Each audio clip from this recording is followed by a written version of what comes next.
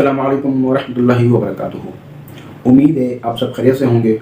आप देख रहे हैं मेरे YouTube channel Daniyal medicine knowledge, short form DMK। आज मैं आपके लिए CAC+1000 लेकर आया हूँ। इसके हम फ़ायदे, नुकसान और खाने का तरीका सुनेंगे। इसके आप फ़ायदे सुन लीजिए।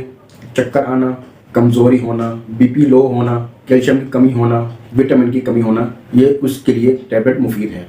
इसके नुकसान आप सुन लीजिए।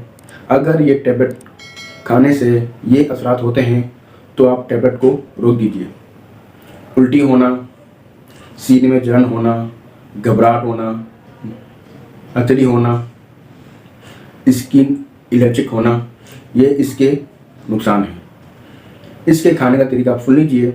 जो बड़े आदमी हैं, 60 साल से जो ऊपर के जो बंदे हैं, उनके लिए एक गोली पानी में हल कर कर पी लीजिए। और जो ज़्यादा उम्र के बंदे हैं, उनके लिए एक टैबलेट सुबह और एक टैबलेट शाम में। और जो 7 साल से कम उम्र के जो बच्चे हैं, उनके लिए आधी गोली पानी में डालकर हल करके हिला दीजिए। और जो प्रेग्नेंट औरतें हैं, वो ये टैबलेट अपने डॉक्टर से पूछे बगैर इस्तेमाल ना करें।